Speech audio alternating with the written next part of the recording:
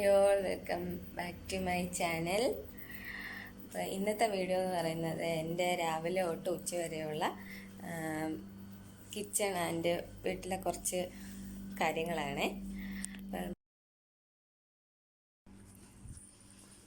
അങ്ങനെ ബ്രഷിങ് എല്ലാം കഴിഞ്ഞു. പിന്നെ എൻ്റെ ഫേവറേറ്റ് ആയിട്ടുള്ള ഫേസ് വാഷ് ഉണ്ടായിരുന്നു, അതിട്ട് മുഖമെല്ലാം നന്നായിട്ട് വാഷ് ചെയ്തു.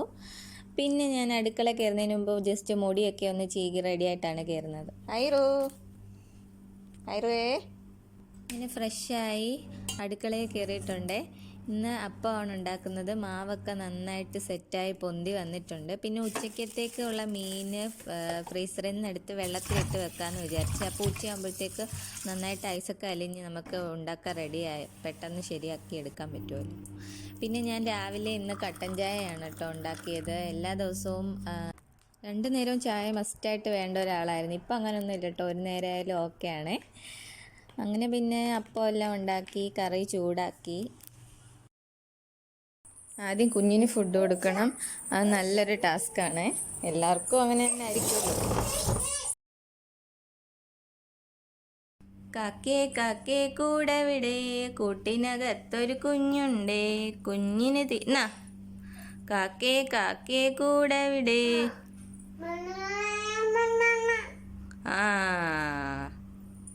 പ്രാവിൻ്റെ പാട്ട് പാടട്ടെ. പ്രാവേ പ്രാവേ പോകരുതേ. കൊക്കോമെലോൺ പാടിത്തരാം. Happy birthday Cocomelon. പിന്നെ ഞാൻ ഫുഡ് കഴിച്ചു. അത് കഴിഞ്ഞ് ജസ്റ്റ് ഇന്നലെ വാങ്ങിച്ച കുറച്ച് സ്റ്റോറേജ് ബോക്സുകൾ ഉണ്ടായിരുന്നേ, അതെല്ലാം ഇന്നാണ് പൊട്ടിച്ചത്. അതൊക്കെ ജസ്റ്റ് ഒന്ന് നോക്കി. എനിക്ക് നന്നായിട്ട് ഇഷ്ടപ്പെട്ടു കേട്ടോ, നല്ല സ്റ്റോറേജ് ബോക്സ് ആയിരുന്നു. അങ്ങനെ കുഞ്ഞിന് ഫുഡ് കൊടുത്ത് ഞാനും കഴിച്ചു. ഇനി നെക്സ്റ്റ് എന്ന് പറയുന്നത് ചോറ് വെക്കുന്ന പ്രോഗ്രാമാണ്. ഞങ്ങൾ 2 ഡേയ്സത്തേക്കാണ് ചോറ് വെക്കുന്നത്. ഇനി പുതിയതായിട്ട് ചോറ് വെക്കണം. ഇന്നലത്തേക്കും മെഞ്ഞാലത്തെ ചോറ് ഉണ്ടായിരുന്നു. അപ്പം ഇന്ന് ചോറ് കറിയൊക്കെ വെക്കണം.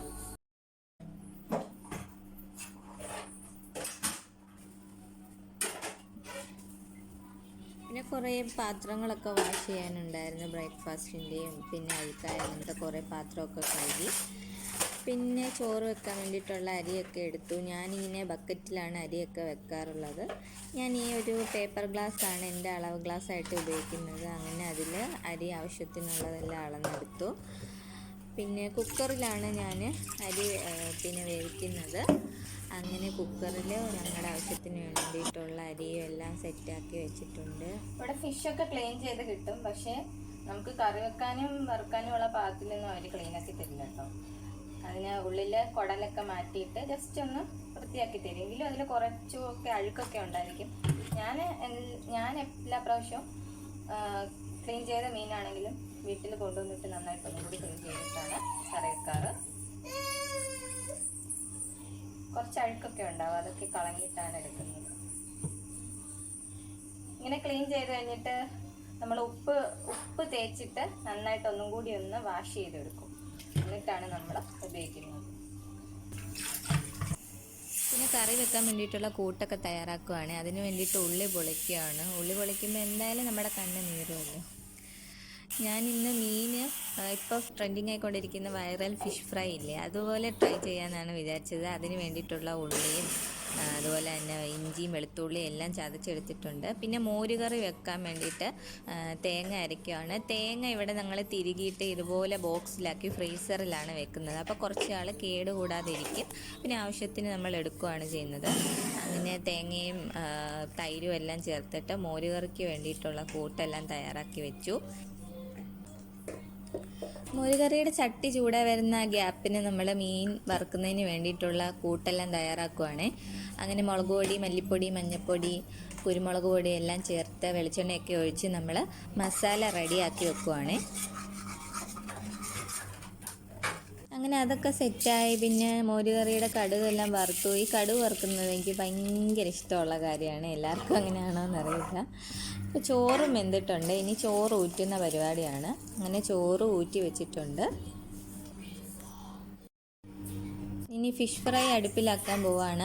നമ്മൾ കൂട്ട് തയ്യാറാക്കി വെച്ചിട്ടുള്ളതെല്ലാം അടുപ്പിലിട്ട് നന്നായിട്ടൊന്ന് വഴറ്റിയെടുത്ത് അതിലേക്ക് നമ്മൾ വെളുത്തുള്ളിയും അതുപോലെ ഇഞ്ചിയും പേസ്റ്റും ആഡ് ചെയ്ത് ചുമന്നുള്ളി ആഡ് ചെയ്ത് കൊടുത്ത് പിന്നെ ആവശ്യത്തിന് കുറച്ചൊരു ഉപ്പും വെള്ളവും ഒഴിച്ച് കൊടുത്തിട്ട് പുളി ഇട്ട് കൊടുത്തിട്ടുണ്ടായിരുന്നേ. അങ്ങനെ മീനും ഇട്ട് കൊടുത്ത് അതെല്ലാം സെറ്റാക്കി അടുപ്പിൽ വെച്ചു. പിന്നെ കുറച്ച് മെഴുക്കുവരട്ടി ഉണ്ടാക്കിയിട്ടുണ്ടായിരുന്നേ. അതിനുശേഷം കുറേ പാത്രങ്ങൾ പിന്നെയും അഴുക്കായിട്ടുണ്ട്, അതെല്ലാം കഴുകി വെച്ചു. അപ്പോഴത്തേക്കും നമ്മുടെ ഫിഷ് ഫ്രൈ സെറ്റായി വന്നിട്ടുണ്ട്. ഫിഷ് ഫ്രൈ എല്ലാം സെറ്റായതെല്ലാം മാറ്റി വെച്ചു. അങ്ങനെ കറികളെല്ലാം റെഡിയായി. പിന്നെ കുറച്ച് ക്ലീനിങ്ങിൻ്റെ പരിപാടിയാണ്. എല്ലാം ഹാളും എല്ലാം ഒന്ന് തൂത്ത് വൃത്തിയാക്കിയിട്ടു.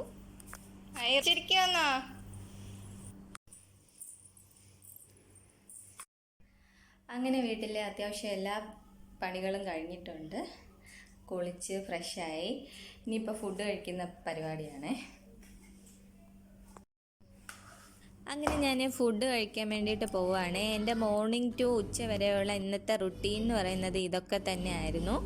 അപ്പം ഇന്നത്തെ വീഡിയോ എല്ലാവർക്കും ഇഷ്ടമായിട്ടുണ്ടെങ്കിൽ ലൈക്ക് ചെയ്യണേ, സബ്സ്ക്രൈബും ചെയ്യാൻ മറക്കല്ലേ. അപ്പം ടാറ്റാ.